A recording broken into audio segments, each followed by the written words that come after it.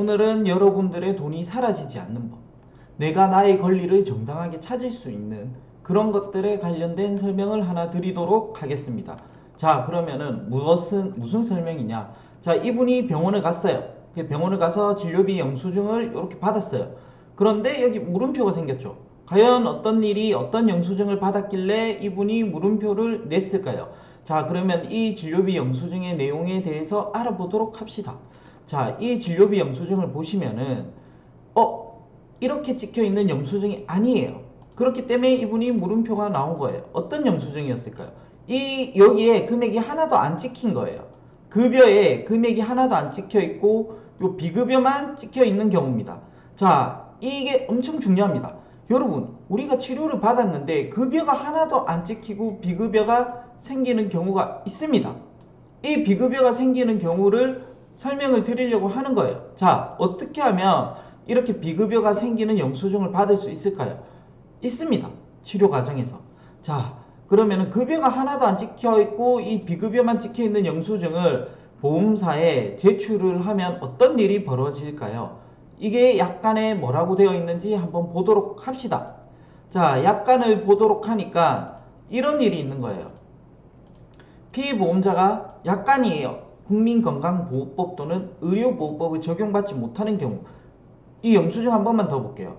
여기 보면 요거를 못 받은 경우죠. 요게 못 받고 비급여만 찍혀있는 경우를 말씀하는 거예요. 말하는 거예요. 자, 이런 경우에 입원 의료비 통원도 마찬가지입니다. 경우에는 입원 의료비 관한 수칙에 따라 보건복지부 장관이 정한 급여 및 비급여 의료비 항목만 해당이 된다고 합니다. 본인이 실제로 부담한 금액의 40%를 하나의 질병당 보험가입 금액 한도 내에서 보상을 합니다. 자, 그러면은 요즘 나온 약관도 마찬가지입니다. 요즘 약관도 한번 보도록 하겠습니다. 피보험자, 보험 대상자가 국민건강보호법 또는 의료급여법을 적용받지 못하는 경우 명확하게 되어 있습니다. 국민건강보호법에서 정한 요양급여 또는 의료급여법에서 정한 의료급여 절차를 거치지 아니한 경우도 포함합니다. 이렇게 명확하게 되어 있는데 통원 의료비 중에서 이제 공제금액이죠. 우리가 종합병원 15,000원, 일반병원 만원 이런 거면 차감한 금액의 40%에 해당하는 금액을 준다고 합니다. 30만원 최고 한도로. 자, 이걸 조금 더 쉽게 설명을 드릴게요. 쉽게 설명을 드리면은 어떤 경우를 말하냐면, 자, 조금 전에 말씀드렸던 이 급여 여기에 하나도 안 찍히고 비급여만 발생한 경우에 40%를 준다라고 해석이 될 수도 있습니다. 그쵸? 이렇게 해석하면 잘못된 해석이라는 겁니다. 이게 어떻게 잘못된 해석인지 한번 알아보도록 하는 게 이번 시간의 키포인트예요. 어떻게 알아볼 거냐? 요게 하나도 안 찍히고 약관에서 말한 요것만 찍혀 있으니까 40%를 지급한다. 이게 잘못된 해석이다. 자, 어떤 해석을 해야지 그럼 이게 올바른 해석이냐? 약관에 한번 적혀 있어요. 한 번만 더 짚고 넘어갈게요. 자, 국민건강보호법 또는 의료급여법을 적용받지 못하는 경우라고 되어 있습니다. 그런데도 불구하고 우리가 요거는 해석을 제대로 하지 않고 요 40%, 요 비급여 40%만 해석이 되니까 급여가 하나도 안 찍혀있고 비급여만 찍혀있으니까 40%를 받았다는 거예요. 이게 잘못된 해석이라는 거죠. 자, 그래서 여기에서 옛날에 2014년도에 법대법이라는 프로그램이 있었어요. 거기에서 이게 한번 나와서 엄청 난리가 났죠. 난리가 나면서 좀 핫했는데 여기에 잘된 정보도 있고 잘못된 정보도 있습니다. 그래서 그거를 한번 짚고 넘어가야 돼요. 자, 모호했던 실손의료보험 아주 오래된 거죠. 이때는 90%였어요. 지금은 80%죠. 특수한 치료 같은 경우는 70%까지 바뀌었죠. 자, 비보험 항목은 제 약관에 명시된 거, 약관에 명시된 거 빼고는 다 90%를 보장해줘야 되는데 비급여 항목에 대한 약관이 개정이 되었다는 거예요.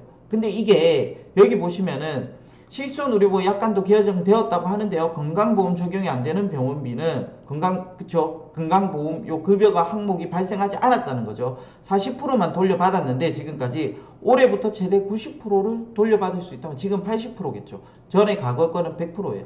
여기에서 안타까운 점은 올해 4월 이후 가입자부터 아니에요. 이거는 모든 실손보험 가진 자가 다 받을 수 있습니다. 이게 잘못된 정보죠.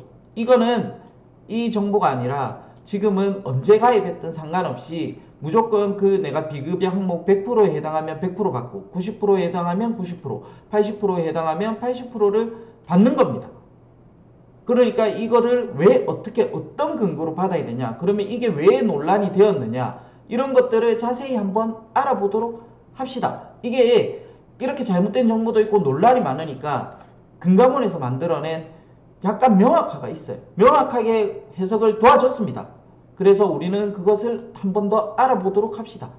건강보험 미적용 대상자 진료비의 40%의 대상은 명확화예요. 명확화라는 건 뭐예요?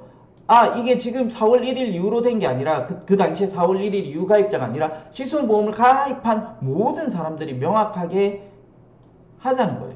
자, 현행은 약관상 가입자가 건강보험 및 의료급여법을 적용받지 못하는 경우 부담한 의료비, 급여, 비급여 중 40%를 지급합니다. 근데 이게 아니죠. 이거는 건강보험 미가입자, 외국인 또는 건강보험료 체납 등으로 국민건강보험이 일시 자격증지 등에 대한 조항임에도 불구하고, 즉 이거는 치료법상 비급여가 발생을 했을 뿐이에요. 급여는 발생 안 하고 비급여만 발생했을 뿐이죠. 치료법상.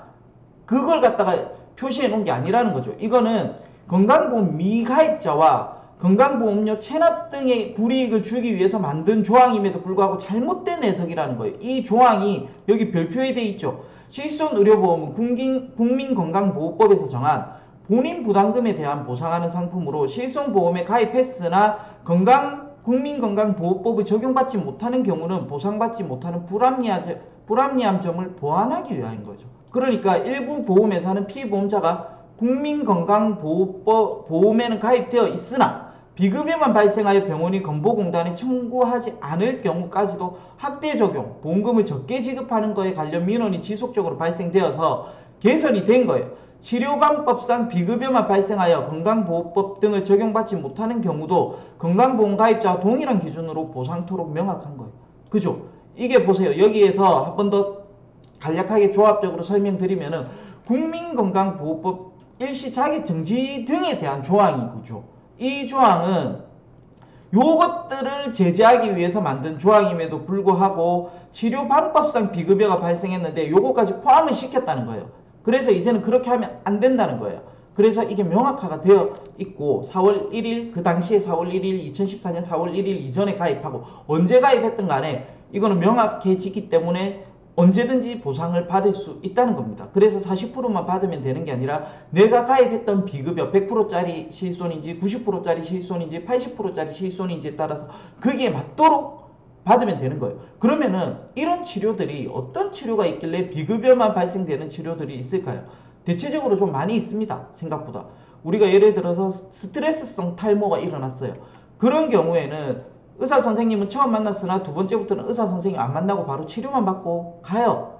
이런 경우에는 의사 선생님 안 만났기 때문에 급여가 발생이 안 되죠. 그리고 비급여만 발생이 돼요. 그리고 요즘 엄청나게 애들이 많이 겪는 성조숙증 치료 같은 경우도 비급여만 발생이 되는 경우가 많습니다. 왜냐면 횟수가 정해져 있어요. 횟수가 정해져 있는데 그 횟수가 끝나면은 건강보험 적용을 받지 못해요. 그러고 나서 비급여로 전환이 돼요. 근데 이건 계속 치료된 목적이죠. 이런 경우도 마찬가지입니다. 즉 그러니까 우리가 치료 목적상 이런 질병들 뭐 탈모라든지 뭐 성조숙증이라든지 이런 것들은 비급여만 치료 목적상 발생할 수 없는 치료들인 거예요. 이런 경우에 계속해서 40%를 지급하는데 이 40%가 아니라 이거는 내가 가입한 당시에 비급여 비율로 받아야 된다는 거죠. 이게 명확화가 되어 있는 거죠. 치료 방법상 비급여만 발생한다는 거예요. 치료 방법상 비급여만 발생. 이런 것들이 많이 있을 겁니다. 앞으로 치료가 더 발달될수록 간단하고 빠르고 효과가 좋은 치료일수록 이런 경우가 발생이 될 일이 가능성이 무궁무진하게 많다는 겁니다. 그런 경우에는 꼭 이거를 기억을 하셔가지고 40%를 받는 게 아니라 내가 가입한 그 당시에 비급여 조항대로 받아야 되는 거예요. 즉 이게 비급여만 찍혀서 40%를 줍니다 라는 거는 잘못된 해석이라는 거죠. 자, 그러면은 40%를 받는 경우도 있습니다. 어떤 경우에 40%를 받게 되냐, 그 경우를 봐야 됩니다. 건강보험료를 내지 않아서 체납된 경우입니다. 아까 전에 말씀드렸던 여기죠. 제일 첫 번째 거 다시 한 번 더 가면은 이 조항은 건강보험 미가입자, 외국인 또는 건강보험료 체납 등으로, 그쵸, 국민건강보험 일시 자격정지자에 대한 조항이죠. 이게 명확하게 안 적혀 있으니까 해석이 이렇게 되었다는 거예요. 그래서 해석을 정확하게 하라는 거죠. 이런 경우에는 무조건 40%만 받는 겁니다. 자, 그러고 나서 자동차 사고, 자동차 보험을 처리하게 된 경우에는 40%를 받게 되는 거죠. 그리고 산재 사고, 우리가 직장에서 일하다가 난 경우에도 40%를 받습니다. 자동차 사고, 산재 사고는 40%라고 생각을 하시면 되겠죠. 근데 16년 1월 1일 이후부터는 이게 약간이 조금 어떻게 개정된 건지 모르겠지만 어쨌든 80%라고는 되어 있습니다. 그러니까 16년 1월 1일 이전은 40%, 16년 1월 이후로는 80%라고 생각을 하면 되지만 쉽지는 않을 거예요. 국외에서 업무에 종사하고 있는 경우, 국외, 대한민국을 떠나서 밖에서 종사하고 있는 경우, 국외 여행 중인 경우는 무조건 40%예요. 그리고 하나 더 있어요. 하나 더 있는데 요거를 보시면은 명확하게 밑에 이렇게 되어 있어요. 다만 건강보호법상이라고 되어 있죠. 요양급여 절차를 거치지 아니하고 상급 병원을 방문한 경우, 예를 들어서 내가 좀 몸이 아팠어. 근데 내 몸이 너무 소중하다고 생각하신 거야, 이분이. 뭐 그런 경우도 있겠죠, 당연히. 그래서 동네 병원은 못 믿고 나는 진짜 큰 병원, 막 대학병원, 아주 큰 병원으로 바로 한 번에 가신 분이에요. 그런 분들은 40%만 적용을 받아요. 우리가 의료 절차라는 게 있는데 일반적으로 일단 종합병원에 갔다가 여기서 안 되는 경우에 이렇게 2차에 큰 대학병원이나 큰 병원, 상급 종합병원을 가야 되는데 다이렉트로 바로 상급 종합병원을 가시는 분들이 있죠. 그런 경우에 또 40%를 지급이 된다는 거예요. 그러니까 정상적인 의료 체계를 벗어날 수 있으므로 40%만 지급 처리한다는 거예요. 즉 정상적인 거를 밟아야지만 되는데 다이렉트로 직방으로 바로 그냥 내가 큰 병원으로, 내 몸이 너무 소중하니까 나는 큰 병원으로 가겠다 하시는 경우에는 또 40%만 지급받는 거예요. 이런 불이익을 감수하고 나는 큰 병원으로 바로 가야 되겠다 하시는 분은 실손보험이 40%밖에 안 된다라는 거를 기억을 해 두셔야 됩니다.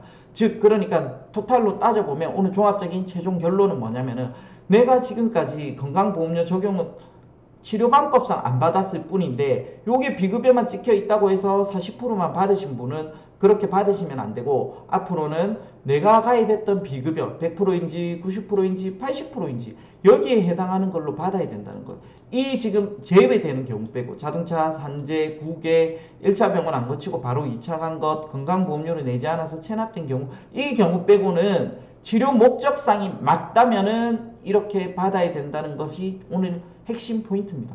그래서 오늘 명절 특집으로 제가 여러분들의 돈을 조금 더 지켜드리기 위해서 약간 명확화가 있으니까 요 내용을 잘 인지하셔가지고 항상 불이익을 보는 게 아니라 당당한 내 권리를 찾으셨으면 좋겠습니다. 이상입니다.